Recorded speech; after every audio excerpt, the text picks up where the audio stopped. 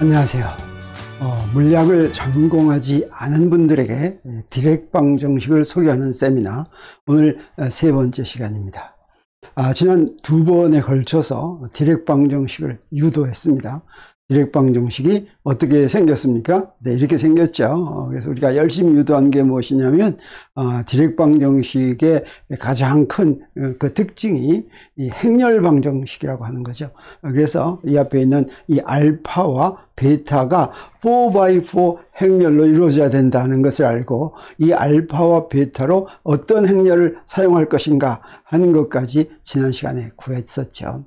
그러면 이런 디렉방 정식이 우리에게 무엇을 새롭게 알게 해주는가 하는 것을 이번과 다음 한 번 더 해서 이제 이야기해 보려고 합니다.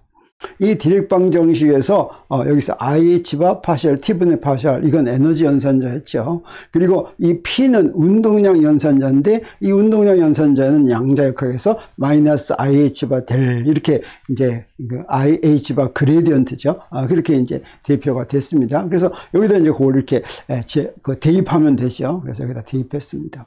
그러면 여기서 지난 시간까지 우리가 구했던 것이 알파 매트릭스와 베타 매트릭스였습니다. 그래서 알파 매트릭스와 베타 매트릭스는 4x4인데, 여기에 2x2씩 그 전에 우리가 알고 있었던 파울리 스핀 매트릭스가 이렇게 오프 다이어널 텀에 있는 거, 이게 바로 알파 매트릭스였고, 그 다음에 2x2 아이덴티티 행렬이 여기에 들어가고, 여기 그 대각선 요소에 이렇게 들어가는 것이 베타 행렬이었죠. 그래서 이걸 여기다 집어넣으면 이렇게 됩니다. 그래서 이거는 4x4 행렬식이지만 이걸 어떻게 정리를 했냐면, 여기 2x2로 이렇게 표현해서 2x2가 4개가 있는 것으로 이렇게 표현을 해놨죠. 이걸 이제 이 풀이도 이제 좀 봐야 될 텐데, 이 식은 지금 어떤 것이었냐면, 여기에 포텐셜 에너지가 안 들어있는 경우입니다. 포텐셜 에너지가 안 들어있다고 하는 것은 자유입자다라고 하는 거죠. 그래서 이 경우에는 지금 대상이 자유입자인데, 자유입자의 경우에는 어떤 양자역학에서 우리 뭘 알고 있습니까? 그 자유입자에 대한 파동함수는 평면파죠. 그래서 공간과 시간에 대한 풀이는 평면파가 될 것입니다. 그래서 그 평면파 풀이를 여기다 집어넣고, 이건 그래서 자유입자라는 사실 하나만으로 평면파 풀이가 된다라고 하는 걸 여기다 이렇게 집어넣고, 그 앞에 있는 요 개수를, 여기 4x4 행렬이니까 요게 풀이 요것도 이 푸사이, 대문자로 쓴 푸사이도 이게 요소가 4개를 갖고 있는 그런 파동함수들을 4개를 이렇게 조합해서 쓴 것이죠. 그러면 이때 시간과 공간에 대한 성분은 여기에 다 있으니까 요 앞에 있는 요건 뭐가 될 거냐면, 시간과 공간에는 의존하지 않는 그런 게 될 것입니다. 그래서 이렇게 파동함수가 4개의 성분으로 표현된 거, 이걸 우리가 뭐라고 부르냐면 4컴포넌트 스피너라고 부릅니다. 2개의 성분만 가시면 이게 2컴포넌트 성분이고, 이렇게 성분이 2개가 있으면 우리가 앞에서 얘기를 했었죠. 각운동량이 2분의 1일 때 2L 더하기 1이 이게 성분의 수니까 2분의 1일 때 성분이 2개였습니다.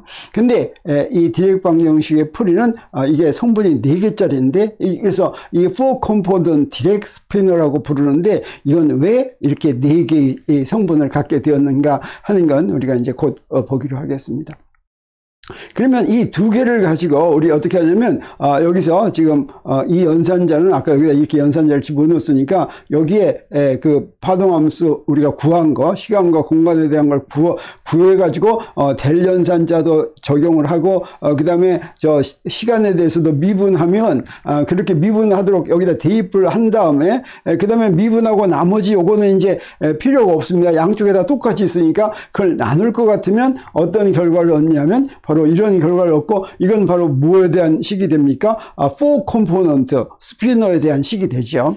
그래서 이 4컴포넌트 식의 이 파이1, 파이2, 파이3, 파이4가 어떤 형태인지 하는 걸 우리가 이제 먼저 구해보기로 하겠습니다. 그러면 이걸 다루기 위해서 어떻게 됩니까? 요 앞에 있는 개수도 4x4인데 이렇게 2x2씩 이렇게 나눠져 있으니까, 이 파동함수도, 파동함수의 요소 4포인트 스피너도 요거 2개씩 이렇게 따로 생각하면 좋습니다. 그래서 요 앞에 있는 이 2개를 파이라고 부르고, 뒤에 있는 요 2개를 카이라고 이렇게 부르겠습니다. 그래가지고 여기다 집어넣으면, 자, 이런 이런 식이 돼가지고 요거를 2x2식 두 개로 나누어 쓸 수가 있습니다.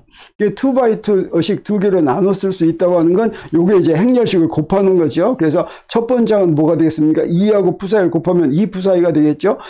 두 번째 여기서는 어떻게 돼요? 요렇게 곱해주는데 0하고 파이 곱하고 그 다음에 시그마도 P하고 카이하고 곱했죠. 그러면 이제 이렇게 되겠죠. 저 2파이하고 여기 처음에 건 0이니까 여기에 시그마도 P하고 카이가 나오고 그 다음에 요 끝에서는 뭐가 나옵니까? 끝에서는 요건 0이니까 파이만 나오죠. 그래서 MC 제곱 파이 이렇게 나오겠습니다.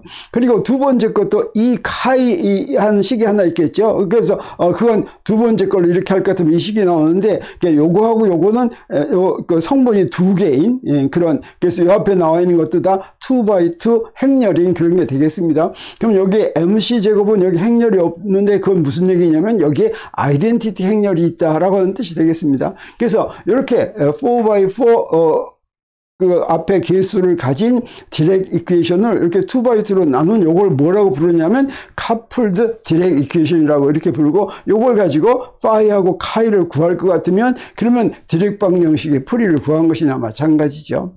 그럼 자, 이 식에서부터 우리 파이에 대해서 정리할 것 같으면 이렇게 정리할 수가 있습니다. 파이는 카이에 대해서 이런 식을 갖고 있고 또 여러분 뭐에 대해서 정리할 수가 있겠어요? 카이에 대해서 정리할 수가 있겠죠. 그러니까 여기는 전부 아이덴티티가 있으니까 요건 이제 파이로 정리하고 여기는 여기하고 여기가 아이덴티티가 있으니까 카이를 이렇게 정리하는 것입니다. 그러면 여기서 우리가 구할 게 이렇게 두 개인데 식이 두 개가 있으면 이 두 개의 식으로부터 파이하고 카이를 구할 수 있는데 우리 이런 거 구할 때 제일 먼저 둘 중에 하나를 소거하는 거죠. 둘 중에 하나를 소거하려면 어떻게 하면 되겠어요? 여기다가 요 카이를 여기다 다시 집어넣으면 되겠죠. 그러면 여기다 카이다 이렇게 집어넣습니다. 그러면 어떻게 됩니까? 파이는 뭐뭐뭐 곱하기 파이 이렇게 되죠. 그럼 이 식은 뭘 의미하게 되겠어요? 요 앞에 있는 요게 바로 뭐야 되겠습니까? 1이 돼야 되겠죠. 이게 과연 1인가 하는 걸 확인하고 이게 1이라고 하는 건 무슨 의미인지 하는 걸 이제 확인했으면 좋겠습니다. 자, 그런데 그걸 계산하려면 여기에는 2나 MC제곱 이런 것들은 전부 숫자인데 이건 시그마 덧 P인데 시그마 덧 P하고 시그마 덧 P하고 이렇게 두 번 곱하면 어떻게 될지 좀 궁금하죠. 그래서 요 시그마 덧 P, 시그마 덧 P를 계산하는 그 방법, 좋은 방법이 하나 있는데 그걸 먼저 이제 이제 아이덴티티 하나를 증명하고 이제 넘어가기로 하겠습니다. 그러니까 시그마 덧 P, 시그마 덧 P가 아니라 일반적으로 시그마 덧 A, 시그마 덧 B 할 것 같으면 이건 우변처럼 이렇게 되는 것 같습니다. 그래서 이건 시그마 덧 A, 시그마 덧 B 하면 A 덧 B하고 아이덴티티, 그다음에 더하기 A 크로스 B하고 덧 시그마 이렇게 되는 이거를 우리가 간단하게 증명할 수가 있는데 이건 뭘로 증명하냐면 파울리 스핀 매트릭스의 성질을 가지고 증명할 수가 있습니다. 그래서 파울리 스핀 매트릭스의 성질 요건 우리가 앞에서 디렉 방정식을 유도할 때 그 앞에 있는 개수가 이제 알파하고 베타를 구하는데 알파하고 베타가 어떤 성질을 갖고 있었습니까? 그 안티 컴퓨터는 그런 성질을 갖고 있었죠. 다시 말하면 두 개를 순서를 바꿀 것 같으면 앞에 마이너스가 붙는 성질이 있었습니다. 그 안티 컴퓨테이션 릴레이션을 우리 어떻게 쓰냐면 저렇게 썼죠. 이렇게 컬리 브래켓을 해가지고 시그마 J, 시그마 K하고 컬리 브래켓 하면 그건 안티 컴퓨테이션 릴레이션이었는데 그게 바로 뭐였어요? 알파 J, 알파 K라고 쓰고 그냥 컴퓨테이션 릴레이션은 마이너스였죠. 마이너스를 쓰지 않고 플러스 시그마 K, 시그마 J를 이렇게 쓸 것 같으면 J하고 K가 다르면 0이다라고 하는 거죠. 델타 J는 델타 JK 하면 그 0이라는 뜻은 뭐가 되겠어요? 델타 J, 시그마 J, 시그마 K는 마이너스 시그마 K, 시그마 J다. 이런 뜻이 되겠습니다. 그리고 두 개가 같으면 어떻게 됩니까? 이 파울리 스핀 매트릭스는 어떤 거든지 두 개 같은 걸 제곱하면 아이덴티티가 됐었습니다. 자, 이제 그걸 의미하는 겁니다. 요 식은. 그래서 시그마 J와 시그마 K의 그 안티 컴퓨테이션 릴레이션은 바로 그런 뜻을 의미하는 것이고, 그 다음에 시그마 J하고 시그마 K의 커뮤테이션 릴레이션을 쓸 수가 있습니다. 이건 커뮤테이션 릴레이션은 시그마 J, 시그마 K 빼기 시그마 K, 시그마 J죠. 근데 요건 사실은 이 성질은 어떤 성질이냐면 시그마 파울리 스핀 매트릭스가 인트린식 스핀을 대표하는 매트릭스다라고 하는 데서 옵니다. 근데 인트린식 스핀은 스핀의 크기가 2분의 1짜리죠. 그래서 이 2분의 1짜리의 인트린식 스핀은 이 파울리 스핀 매트릭스하고 어떤 관계가 있냐면 2분의 H바하고 시그마 I라는 관계가 있습니다. SI SJ의 컴퓨테이션 레이션은 IH바 입실론 JKL SL 이렇게 되는 거죠. 이건 무슨 얘기입니까? SX, SY는 IH바 SZ 뭐 이런 식으로 되는 겁니다. 그래서 여기다가 그대로 이걸 집어넣으려고 하면 S를 집어넣으려면 어떻게 하면 됩니까? 2분의 H바인데 시그마로 하려면 여기 시그마의 컴퓨테이션 레이션은 H바분의 E SJ 그 다음에 H바분의 E SK 이렇게 하면 되죠. 그러면 H바분의 E는 다 앞으로 잡아 빼면은 H바 제곱분의 4 하고 그래서 SJ, SK 이렇게 됐습니다. 그러면 여기다 SJ, SK 요걸 갖다 대입하면 바로 이렇게 되겠죠. H제곱분의 4하고서 입실론 IJK, 입실론 JKL, SL 이렇게 되는데 요걸 다시 시그마로 바꾸려면 어떻게 됩니까? 요 H바는 하나 나눠지고 H바분의 2를 집어넣으면 시그마 L이 됩니다. 그럼 요건 2배 입실론, 입실론 JKL, H바분의 2, SL 그러면 그게 바로 2배 I, 입실론 JKL, 시그마 L 이렇게 되죠. 그래서 바로 이게 됐죠. 그래서 요거는 안티 커뮤니케이션 릴레이션 이 시그마 매트릭스가 만족하는 두 개 교환할 것 같으면 마이너스 1이 된다는 것이고 요거는 시그마가 바로 그 인트린식 스핀 가운동량 연산자에 해당한다라고 하는 걸 이용한 것입니다. 요 두 개를 이용할 것 같으면 바로 요걸 그대로 증명할 수 있습니다. 요 두 개를 그대로 더해버리면 어떻게 되냐? 두 개 더하면 바로 더해가지고 2로 나눕니다. 그래서 두 개 더해서 2로 나누면 바로 요거 2로 나누면 요게 되죠. 그래서 시그마 J, 시그마 K를 구하는데 좌변은 어떻게 된 겁니까? 자, 이 식의 좌변을 먼저 보면 이 식의 좌변을 하기 위해서 요걸 그대로 시그마 닷 A하고 시그마 닷 B를 그 벡터 부분을 전부 다 쓸 것 같으면 시그마 닷 A는 시그마 J, AJ라고 하는 건 시그마 X, AX 더하기 시그마 Y, AY 더하기 시그마 Z, AZ를 한꺼번에 쓴 거죠. 그리고 두 번째 것도 이제 시그마 K, BK 이렇게 되겠습니다. 그리고 요거 이제 하나하나 숫자들이니까 순서를 바꿔 써도 되겠어요. 그래서 이렇게 순서를 바꿨습니다. 그래서 AJ, BK하고서 시그마 J, 시그마 K 이렇게 써놓으면 요 시그마 J, 시그마 K 짜리에 이제 요걸 집어넣으면 되겠죠. 요거 집어넣으면 요게 바로 무슨 뜻이 됩니까? 요게 바로 델타 IK 하고 아이덴티티 하면 요게 바로 무슨 뜻이 되냐면 여기다가 AJ, BJ, I 이렇게 쓰는 거나 마찬가지죠. 델타 JK 했으니까 요 JK를 JJ로 이렇게 바꿔 쓴 거나 마찬가지입니다. 그리고 요 두 번째 건 뭐가 됩니까? 그대로 이렇게 되니까 요 첫 번째 게 바로 뭐냐면 A 도 B하고 아이덴티티 쓴 거하고 똑같죠. 그 다음에 두 번째는 입실론 JKL, AJ, BK는 요건 A 크로스 B다는 뜻입니다. 그래서 이렇게 바꿔 쓸 수가 있구나 하는 걸 알았습니다. 그래서 C식의 우변이 되니까 요 우리가 증명한 것이 인데 요걸 우리가 어디다 써먹을 거냐면 자 이렇게 했을 때 요걸 이용하는데 아까 어땠습니까? 그 카플드 디렉 이퀘이션에서 두 개를 연달아 했더니 어떤 표현이 나왔어요? 시그마 닷 하고 시그마 닷 P하고 시그마 닷 P를 이렇게 연달아 곱한 게 나왔죠. 그러면 여기다 집어넣으면 어떻게 됩니까? 여기다 P도 P가 되니까 이건 P 제곱이 되고 그 다음에 P 크로스 P는 뭐가 돼요? 0이 되죠. 그래서 이건 P 제곱이구나 하는 거 알았습니다. 그래서 아까 우리가 앞에서 한 요 표현은 요 위에 있는 분자가 바로 뭐가 돼요? C 제곱, P 제곱이 되는구나 하는 걸 이렇게 알았습니다. 그래서 요게 1이 된다는 뜻인데 요게 1이 된다는 게 무슨 일인가 하고 이렇게 써놓고 가만 보니까 어떻게 됩니까? 요거 C 제곱, P 제곱을 요 분자를 여기다 곱할 것 같으면 2 제곱은 C 제곱, P 제곱 더하기 M 제곱 C의 4성 이렇게 된다는 거죠. 이게 바로 무엇입니까? 상대성 이론에서 우리가 처음에 디렉 방정식을 적용할 때 사용한 바로 그 식이 되겠습니다. 그래서 this relativistic energy momentum relation holds in the Dirac equation. 그래서 처음 우리가 시작했던 에너지 모멘텀 릴레이션이 상대론적인 에너지 모멘텀 릴레이션이 디렉 방정식에서도 성립하는구나 하는 거 우리가 알았는데 우리 아까 요 식을 증명을 해가지고 요거 구했었죠. 근데 이렇게 어렵게 하지 않고 간단하게 하는 방법도 있습니다. 이거 다른 방법으로 이걸 구하려면 어떻게 하면 되냐면 그대로 계산을 전부 하면 됩니다. 그 얘기는 무슨 얘기냐면 우리 그대로 계산을 해가지고 이게 어떤 의미인지 한번 보겠습니다. 그래서 파울리 스핀 매트릭스가 어떻게 주어졌어요? 자, 이렇게 시그마 x는 0, 1, 1, 0였죠. 그 다음에 시그마 y는 0, 마이너스 i 제로고 시그마 z는 1, 0, 0, 마이너스 1이었습니다. 이걸 그대로 쓰면 무슨 얘기가 되냐면 시그마도 p라고 하는 건 시그마도 벡터고 그래서 세 성분이 있고 p도 벡터라고 하는 뜻이죠. 그래서 시그마 x, px 더하기 시그마 y, py 더하기 시그마 z, pz라는 뜻인데 저 시그마 자리를 전부 다 이렇게 집어넣습니다. 다 집어넣으면 이건 무슨 뜻이 됩니까? 여기는 이거 숫자니까 여기다 다 집어넣는다는 뜻이죠. 다시 말하면 이렇게 된다는 뜻입니다. 그래서 여기에 요 놈은 여기 1자리가 px가 들어가니까 여기에 px 들어간 겁니다. 두 번째는 마이너스 py가 됐죠. 여기 마이너스 py 집어넣습니다. 요거는 어디로 들어갑니까? 저기에는 pz로 들어갔죠. 두 번째 줄도 마찬가지입니다. 이렇게 된다고 하는 거죠.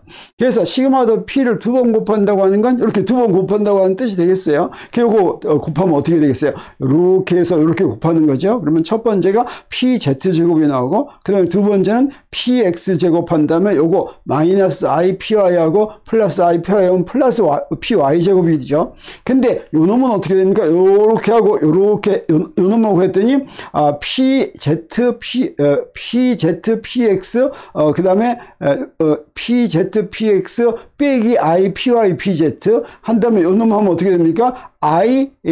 마이너스 ipypx 그 다음에 요거하고 해야 되죠. 요거하고 하면 요거 이렇게 해서 할 것 같으면 그래서 결과를 구하면 어떻게 되냐면 앞에는 px제곱 더하기 py제곱 더하기 pz제곱이 되고 요건 0이 되고 이렇게 되니까 요게 바로 뭡니까? 요게 바로 p제곱이죠. 이렇게 p제곱이 됐다고 하는 건 요게 바로 p제곱하고 아이덴티티 썼다는 거니까 이게 바로 p제곱이구나 하는 걸 바로 이렇게 직접 계산을 해도 우리가 구할 수가 있다고 하는 것이 되겠습니다. 자, 그러면 이제 여기서부터 아까 카플드 디렉 이퀘이션으로부터 다른 것도 한번 보기로 하겠습니다. 디렉 이퀘이션은 어떻게 만든 겁니까? 우리 이 상대론 슈레딩거 방정식을 상대론적으로 바꾼 거죠. 그래서 원래는 상대론적 디렉 방정식이 이제 진짜 맞는 방정식이고 그게 비상대론적인 근사식으로 가면 슈레딩거 방정식이 나오겠죠. 그래서 우리 디렉 방정식을 구했으면 그 디렉 방정식의 그 비상대론적인 근사가 슈레딩거 방정식이구나 하는 것도 보일 수가 있어야 되겠습니다. 그래서 derive the non-relativistic limit of Dirac equation with a scalar central potential VR. 그래서 이런 포텐셜을 가지고 한번 진짜로 슈레딩거 방정식이 나오는지 보기로 하겠습니다. 그러면 카플드 디렉 방정식이 어떻게 생겼어요? 바로 이렇게 생겼죠. 그 다음에 이건 어떻습니까? 이건 자유입자에 대한 것이고 이제 포텐셜 에너지가 없는 것인데 우리 그 비상대론적인 근사라고 하는 것은 그 포텐셜 에너지나 또는 운동 에너지가 질량 에너지에 비해서 굉장히 작다고 하는 거죠. 여기서 mc제곱이 바로 무엇입니까? 이건 지금 전자에 대해서 적용하는 것인데 전자에 적용할 전자의 정지질량 에너지가 mc제곱이 됩니다. 그리고 포텐셜 에너지는 어느 정도가 되냐면 기껏해야 10 일렉트론 볼트, 다시 말하면 정지질량 에너지는 0.511 메가 일렉트론 볼트인데 포텐셜 에너지는 13 일렉트론 볼트니까 뭐 10만 분의 1 정도 그 정도 되는 거죠. 그래서 우리 비상대론적인 양자역학에서는 어떻게 하냐면 요 질량 에너지 부분에서 정지질량 에너지가 기준점이라고 생각하고 그 위에 있는 것만 생각하는 겁니다. 정지질량 에너지는 안 쓰고 마치 우리가 지구에서 지구의 나무의 높이를 이제 하는데 지구 중심에서부터 나무 높이를 재지 않죠. 지구 표면에서부터 나무 높이 재죠. 그래서 지구가 굉장히 크니까 그래서 지구 표면에서부터 재는데 만약에 인공위성의 높이를 잴 때는 어떻게 합니까? 인공위성 높이를 잴 때는 지구 표면에서부터의 높이를 재지 않고 지구 중심에서부터의 높이를 잽니다. 왜 그러냐면 지구 표면에서부터 인공위성까지의 높이가 지구의 반지름보다 훨씬 더 클 수가 있기 때문이죠. 그러면 지구 반지름을 무시하지 못하는데 우리 나무 높이나 빌딩 높이나 이런 건 지구 반지름을 이제 너무 커니까 지구 표면까지 거기를 이제 기준점을 하는 거죠. 그래서 상대론적, 비상대론적은 이게 정지질량 에너지를 이제 집어넣어야 되는 경우가 상대론적인 것이고, 정지질량 에너지 거기서부터 재는 게 비상대론적입니다. 그래서 포텐셜 에너지를 추가했다면 우리 어떻게 추가할 수가 있냐면 요 자리에다가 여기다가 요 V를 하나 이렇게 집어넣으면 되겠어요. 그래서 요 V가 MC 제곱에 비해서 굉장히 작은 거죠. 상대론적인 경우다라고 할 것 같으면 이렇게 그대로 놔둬가지고 이 V가 MC제곱과 비견할 만하면 그러면 그건 상대론적인 그런 대상이다, 이렇게 얘기할 수가 있겠습니다. 그리고 그 에너지도 어떠냐면, 에너지도 저기에 있는 저 에너지는 지금 토탈 에너지입니다. 무엇까지 계산했냐면 정지질량 에너지까지 계산한 거죠. 근데 비상대론적인 슈레딩거 방정식에서는 정지질량 에너지 계산하지 않죠. 그래서 이 진짜 저 토탈 에너지가 정지질량 에너지에다가 작은 에너지를 이렇게 더한 거다, 여기다 이렇게 쓸 수도 있습니다. 그래서 이렇게 써놓고 저거 집어넣어 놓고서 MC제곱을 없애는 방법을 보겠어요. 여기 이렇게 집어넣어 놨습니다. 이게 집어넣어 놓고 아까 한 것처럼 식 2개를 여기다 써보기로 하겠어요. 식 2개 쓰면 어떻게 됩니까? 자, 저거 곱해가지고 여기서 이런 식 나오고, 그 다음에 이 항에서는 요런 나오고, 저 두 번째 항에서는 요런 게 나오겠죠. 여기 V까지 해가지고. 그러면 요걸 가만히 볼 것 같으면 여기 좌변과 우변에 MC제곱 파이가 있으니까 그건 이렇게 지워질 수가 있습니다. 그래서 여기서부터 우리 뭘 구하냐면, 자, 이런 식. 2파이는 C, 그 다음에 시그마 더 P 카이 더하기 V 파이, 이런 식을 하나 구할 수가 있겠습니다. 그리고 두 번째 식을 또 구해보겠어요. 두 번째 식의 경우에는 지워지지가 않죠. 오히려 여기 마이너스가 있으니까 2배가 이렇게 되는 겁니다. 그래서 이건 그대로 놔두면 되겠습니다. 그대로 놔둘 것 같으면 이 경우는 어떻습니까? EMC 제곱이 굉장히 커서 요 놈을 이렇게 요걸로 나눌 것 같으면 요 분모가 굉장히 큰 거다라고 하는 뜻이 되겠어요. 그래서 요 EMC 제곱이 굉장히 크다. 그래서 이 EMC 제곱을 이렇게 뽑을 수가 있다는 걸 알 수가 있겠습니다. 이렇게 F식과 G식 2개를 구했는데, 자, 여기서 슈레딩거 방정식은 어떻게 해서 만들 수가 있냐면 G식을 F식에다 이렇게 대입해 보겠습니다. 이게 대입하면 어떻게 됩니까? 여기다 그대로 대입했으니까 VF 사이는 그대로 있고 요거에다 대입하니까 이렇게 됐습니다. 여기에 요 위에 시그마 더 P 요거만 하나 더 집어넣은 거죠. 근데 시그마 더 P는 뭐라고 했습니까? 요거는 P제곱이라고 그랬죠. 그래서 요거 C제곱 P제곱 하고서 나누기 이렇게 했는데, 자, 그러니까 슈레딩거 방정식하고 거의 비슷해졌습니다. 여기서 양변을 볼 때 양변을 C제곱으로 분자와 분모를 C제곱으로 나누면, 그러면 여기 뭐가 되냐면 여기에 2M 이렇게 나오고 C제곱으로 나누니까 요런 항이 되는데, 요 항은 어떻습니까? 요 항은 거의 1과 같은 항입니다. 요거 2M C제곱이 굉장히 크다고 그랬죠. 요건 무시할 수 있다고 그랬죠. 그런데 봤더니 뭡니까? 2M분의 P제곱 파이 더하기 V 파이 한 게 어떻습니까? 2파이는 2M분의 P제곱 파이 V 파이 한 게, 이게 바로 슈레딩거 방정식이죠. 그래서 우리가 슈레딩거 방정식을 구했는데, 요건 어떻게 했냐면 질량 텀 앞에는 요 전체 요걸 갖다 뭐를 봤습니까? 여기서 M을 M 스타라고 놓고 여기에 요만큼 요걸 갖다가 더한 거, 요거 아주 작은 거라고 그랬죠. 요거를 이펙티브 매스다고 이렇게 생각할 수 있다고 하는 것인데, 사실은 어떻습니까? 요거 이 에너지하고 여기다 질량에다 C제곱 곱한 거하고 다 에너지죠. 그래서 요건 이제 숫자가 되는데 이건 굉장히 작은 것인데, 요게 바로 E 더하기 V가 요게 질량처럼 이렇게 행동할 수 있다고 하는 것이고, 이게 비상대론적인 슈레딩거 방정식으로 갈 때는 요 항까지를 합해서 요 놈이 이펙티브 유효한 질량으로 적용된다라고 한 그런 얘기가 되겠습니다. 그래서 우리 이제 디렉 방정식을 보고서 디렉 방정식을 2개의 컴포넌트 커플드 디렉 방정식으로 만들어서 이제 상대론적인 에너지 모멘텀 릴레이션을 잘 만족하는구나. 그 다음에 우리 이 비상대론적으로 리듀스 할 것 같으면 슈레딩거 방정식이 나오는 것까지 이제 봤습니다. 그리고 이제 어떤 경우를 한번 보냐면 간단하게 하기 위해서 우리가 지금 다루고 있는 디렉 방정식은 자유입자에 대한 디렉 방정식이라고 그랬죠. 자유입자에 대한 디렉 방정식인데 이 자유입자 중에서도 정지한 입자를 한번 보기로 하겠습니다. 그러면 풀이가 굉장히 간단해집니다. 그래서 자유입자에 대한 디렉 방정식이 이렇게 생겼는데 만약에 정지한 자유입자다라고 하면 어떻게 하면 되겠습니까? 그때는 여기에 모멘텀이 어떻게 되겠어요? 모멘텀이 0이 되겠죠. 정지해 있으니까. 그럼 우리가 간단한 식이 요게 0이니까 요거만 요 식만 되겠습니다. 그래서 요 식을 4개의 컴포넌트로 여기다 집어넣고 쓸 것 같으면 이런 식이 되는데 그러면 간단하게 식 4개가 이렇게 나오죠. 이 식 4개가 나오는데 어떻습니까? 여기는 전부 다이고널 엘리먼트만 있으니까 요거의 풀이를 우리가 간단하게 구할 수가 있겠습니다. 그래서 요거 4개라고 한다면 여기는 서로 디커플된 서로 독립인 4개의 식이 생기죠. 그래서 첫 번째 줄은 요 식이 되고 두 번째 줄은 요 식이 되고 세 번째 줄은 요 식이 되고 네 번째 줄은 요 식이 되는 거 우리가 알 수가 있습니다. 여기서부터. 그러면 요 미분 방정식 풀면 어떻게 됩니까? 요거의 풀이는 이렇게 됩니다. 요 미분 방정식 풀면 요거의 풀이는 이렇게 되고 근데 이 풀이가 바로 뭐냐면 일반적으로 슈레딩거 방정식 이런 거 풀 때 익스포넨셜 마이너스 IH바분의 ET 이렇게 되죠. 그래서 여기에 마이너스 IH바분의 여기서 여기 오는 거 이게 바로 에너지가 되겠어요. 그러면 어떻게 됩니까? 요건 어떤 경우냐면 요건 여기가 플러스 에너지가 MC제곱이 플러스죠. 요건 어떤 경우예요? 마이너스 IH바분의 E 하니까 요거는 마이너스 에너지가 되는 그런 풀이가 된다고 하는 걸 우리가 알 수가 있습니다.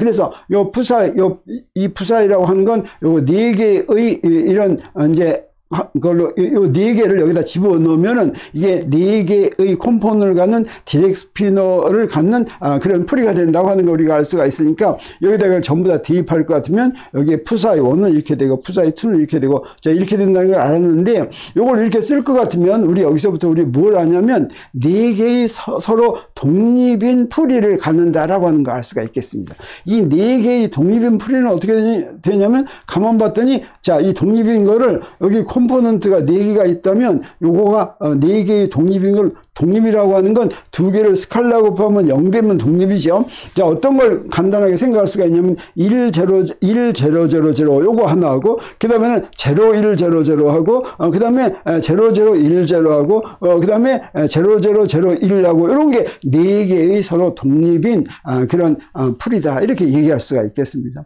이 4개의 독립인 풀이가 어떤 특징을 갖고 있냐면 아까 본 것처럼 요거의 2개의 풀이는 어떻습니까? 에너지가 어때요? 포지티브 에너지죠. 요 2개를 포지티브 에너지 솔루션이다 이렇게 얘기합니다.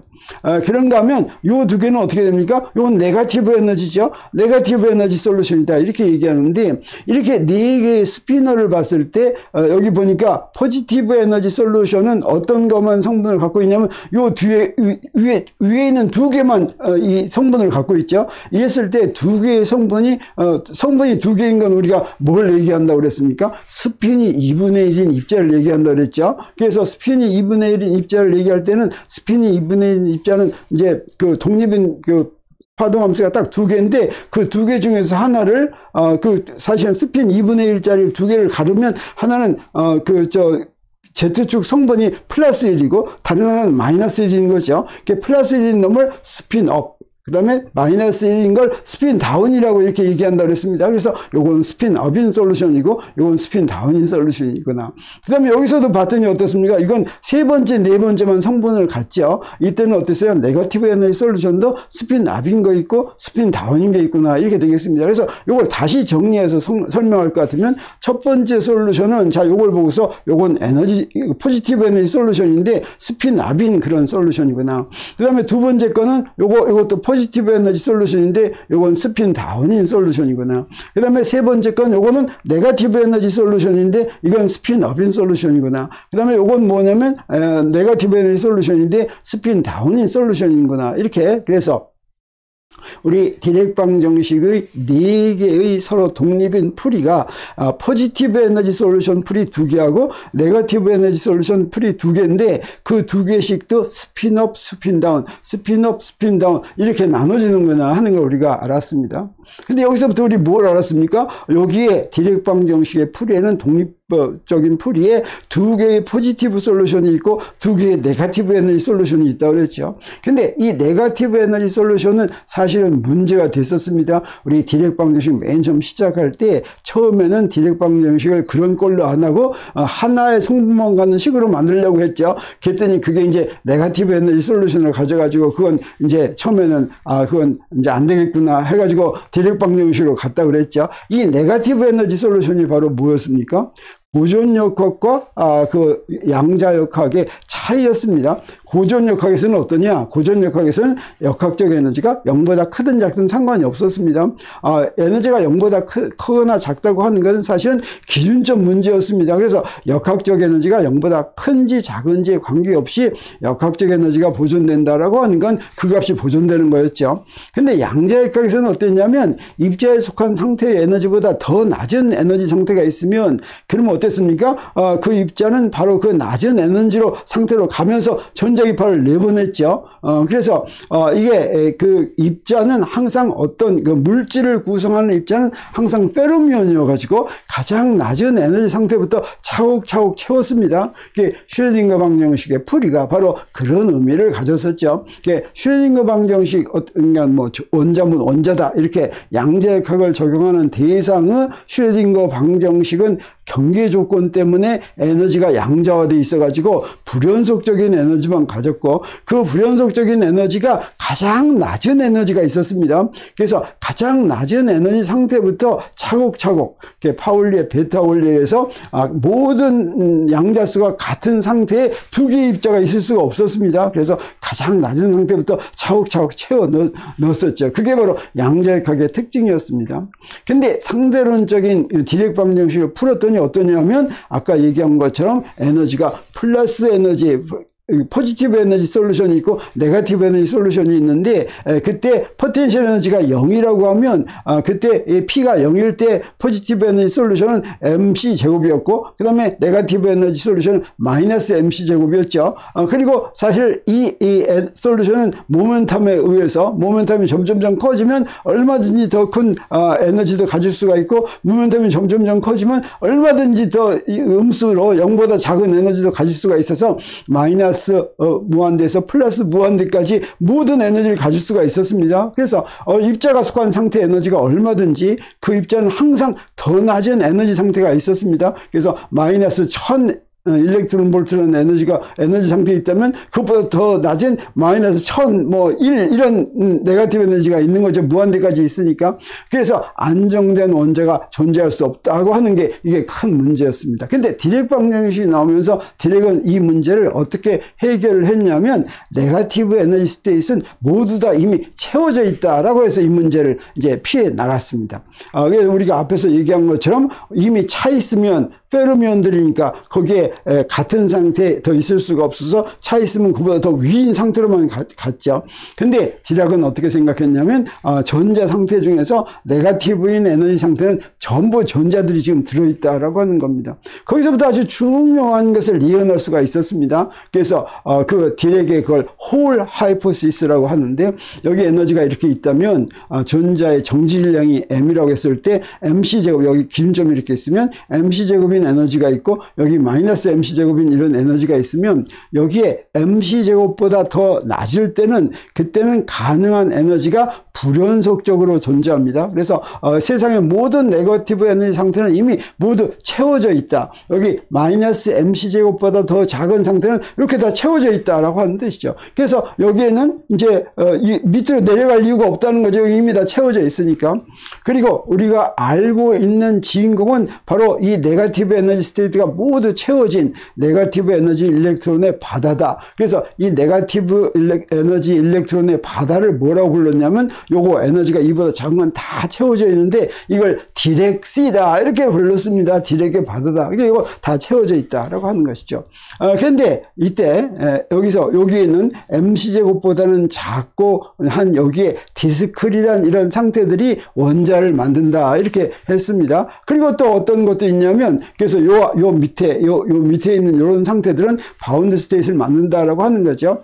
그리고 이제 그 에너지가 MC 제곱보다 더 크면 여기서는 컨티뉴엄 상태가 돼서 여기 있는 에너지 상태들은 이제 자유입자고, 요거는 이제 이 MC 제곱보다 더 크면 어떻습니까?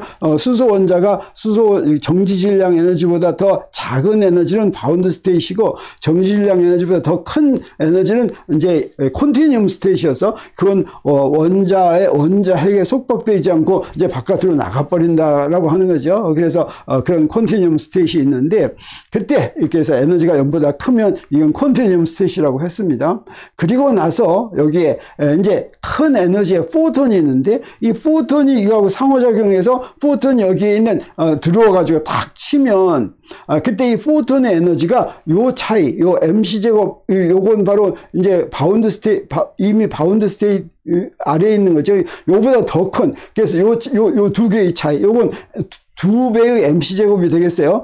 이건 그 전자의 경우는 질량이 0.511 MeV니까 2개 곱하면 그 1.022보다 MeV보다 더 큰 그런 포톤이 있어가지고 이건 감마선이 되겠죠. 그게 꽝 칠 것 같으면 무슨 일이 벌어지느냐, 이 꽝 치면 여기 있는 전자 하나가 튕겨져 나가서 여기에 전자가 생긴다라고 하는 거죠. 이때 전자가 생길 때는 전자만 생기는 것이 아니라 반드시 여기 구멍이 하나 생겨야 되는데, 이걸 홀이라고 하는데, 여기 꽉 차 있는 음전하로 꽉 차 있는 데서 하나가 비면 그건 마치 뭐처럼 행동하겠어요? 양전하처럼 행동하겠죠.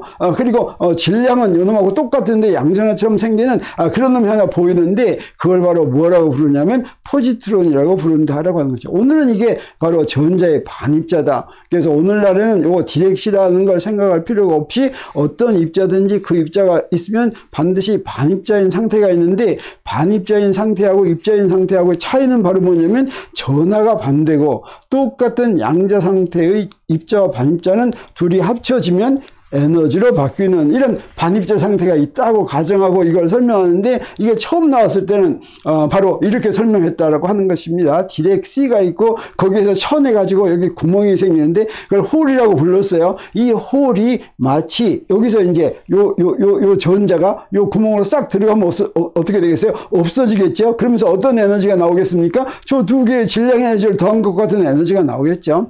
그래서 전자와 이건 이제 포지트론 양전자라고 불렀는데, 이렇게 전자와 양전자가 높은 에너지의 감마선에서부터 나올 수가 있고, 또 전자와 양전자가 합하면 없어질 수가 있다라고 하는 것을 예언을 했다고 하는 것입니다. 근데 이렇게 이론적으로 이런 홀 상태 또는 전자하고 결합해서 에너지로 없어질 수 있는 상태가 있다고 이렇게 예언을 했는데, 이게 이제 어떤 일이 벌어졌냐면, 이걸 발표한 지 얼마, 이게 1927년 정도에 발표했는데 한 5년쯤 있다가 실제로 예언한 디렉이 예언한 포지트론이 이제 실험에서 관찰이 됐습니다. 그럼 이 실제로 어떻게 관찰이 됐는지 보겠습니다. 이 포지트론은 어디서부터 관찰이 됐냐면 우주선을 측정하는 실험에서부터 관찰이 됐습니다. 이 우주선은 이제 우주를 날아다니는 배라는 뜻이 아니라 코스믹 레이, 우주에 날아다니는 입자입니다. 이 우주선은 여기 우주 공간을 매우 빠른 속도로 지나가는 작은 입자들인데, 대부분 양성자이고, 그 다음에 이제 아주 그 원자 번호가 작은 그런 원자핵들이 포함되어 있는데, 이건 태양과 같은 별에서 나오거나 초신성 폭발에서 발생해가지고 우주 공간을 떠다니는데 굉장히 이제 큰 속도로, 빠른 속도로 다닙니다. 그래서 거의 빛의 속도로 다니기 때문에 요놈이 충돌하면, 요런 입자들이 충돌하면 그 운동 에너지가 입자가 돼서 새로운 입자들이 만들어지는데, 마치 입자 가속기에서 우리 선에 있는 그런 입자 가속기 LHC 뭐 이런 입자 가속기에서 양성자를 굉장히 빨리 빛의 속도의 뭐 99.99%가 되게 가속한 다음에 충돌시키면 굉장히 많은 입자들이 만들어지죠. 그런 일이 사실은 자연에서 이루어지고 있었다고 하는 거죠. 그 자연도 어디냐면 우리 대기권 꼭대기에서 이루어지고 있었습니다. 그 우주선이 대기권 꼭대기에 이렇게 충돌할 것 같으면 이 우주선의 운동 에너지가 이렇게 이제 충돌해가지고 입자들이 생기는데 이 입자들이 하나만 딱 생기는 게 아니라 굉장히 많이 생겨서 그걸 뭐라고 부르냐면 우주선 소나기다 이렇게 부릅니다. 코스믹 레이 캐스케이드라고 부르는데 이건 어떻게 해서 우주선 소나기가 생기냐면 처음에는 하나만 이렇게 충돌합니다. 그래서 여기 대기권 맨 꼭대기에 있는 분자하고 이 우주선이 충돌합니다. 그럼 충돌하면서 거기에 또 굉장히 높은 에너지의 뉴트론이나 프로톤이나 파이온이나 이런 게 생기는데 그놈들이 또 높은 에너지니까 그 옆에 있는 놈하고 충돌해서 또 생기고 그 옆에 있는 놈하고 충돌해서 또 생기고 이러면 기하급수적으로 그 숫자가 늘어나는 거죠. 이걸 이제 최초 우주선에서 1차 생성물, 2차 생성물 해서 굉장히 많이 생기는데 이제 이게 바로 우리가 처음에는 그 원자 속에는 전자하고 양성자, 중성자 세 개만 있다고 생각했죠. 이걸 이제 소립자라고 불렀는데 이런 소립자에 해당하는 그런 입자들이 이렇게 생겨가지고 사실은 우리 주위에 많이 있었다라고 하는 거죠. 근데 이것들은 눈에 보이지가 않아서 알 수가 없었는데 이걸 이제 관찰하는 그런 이제 기구가 생겼습니다. 그 첫 번째 기구가 바로 뭐냐면 클라우드 체인버, 구름 상자라고 하는 거였어요. 그게 이제 마침 1911년에 발명이 됐는데 여기 CTR 윌슨이라는 사람이 발명을 해서 이걸 윌슨 체인버라고도 부릅니다. 이분은 물리학자였어요. 물리학자인데 이제 영국은 안개가 많다고 하죠. 영국에 있는 이제 벤네비스 산에 올라가면 거기가 아주 아침에 안개를 쫙 있으면 거기에 그 해가 이렇게 비칠 것 같으면 그 앞에 자기 자신의 그림자 같은 아주 멋있는 색깔의 그런 무늬가 생긴다고 합니다. 그걸 브로큰 스펙트러라고 하는데 이걸 경험하고 나서 인공구름을 이제 만들고 싶어가지고 그런 인공구름 만드는 장치를 만든 거예요.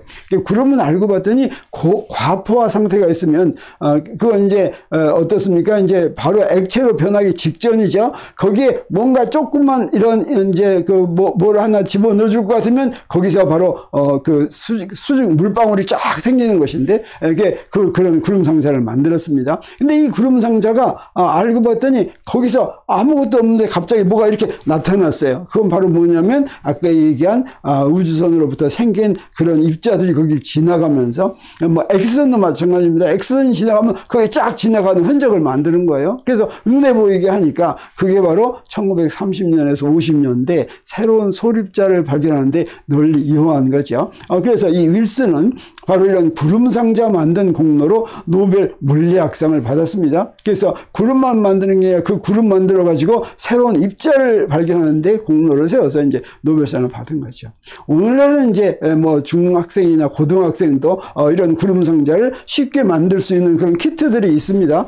비커 같은 데다가 알코올을 집어넣고 그 밑에다가 이제 그 드라이 아이스를 넣어 가지고 이제 과포화 상태로 만들 것 같으면 우리 지나가는 뮤온이라고 하는 입자들이 지나가면서 이렇게 흔적을 이렇게 만드는 거 우리가 볼 수가 있는데 이런 구름 상자를 이용해서 아까 말한 양전자를 1932년에 처음으로 측정한 사람이 있습니다. 이게 바로 전자, 양성자, 중성자에 해당하는 그게 아닌 다른 입자를 발견한 첫 번째 인재가 되겠어요. 그 사람은 칼 앤더슨이라고 하는 이런 사람인데 이 사람은 그 미국으로 이민 온 이제 부모의 자녀로 태어났습니다. 그래서 뉴욕에서 출생한 사람이었어요. 그리고 우주선 소나기를 찍은 구름상자 사진들을 분석하다가 전자와 질량을 같은 나 전하가 반대인 입자를 발견했는데 그게 바로 디렉이 이론으로 예언한 그런 양전자였다라고 하는 거죠. 그리고 그거에 그치는 게 아니라 그거부터 4년이 있다가는 또 모두 발견했냐면 그 전자와 질량이 전자보다 질량이 207배인 그런 그 새로운 입자를 발견했는데 그거 이제 그걸 뮤온이라고 하는데 그래서 기존 소립자에 이어서 두 번째 그런 입자도 발견했습니다. 그래서 이제 노벨상을 받았는데 이때 누구하고 같이 노벨상을 받았냐면 빅토르 헤스라고 하는 사람인데 빅토르 헤스는 우주선이 존재한다는 걸 처음으로 이제 생각해낸 사람입니다. 그 우주선이 방사선이 존재한다는 거 어떻게 생각할 수가 있었냐면, 당시에 이제 방사선이 이제 발견이 되고, 이제 공중에 방사선 농도가 이제 있는데, 그 방사선 농도가 위로 올라갈수록, 산으로 올라갈수록 더 커지는 거예요.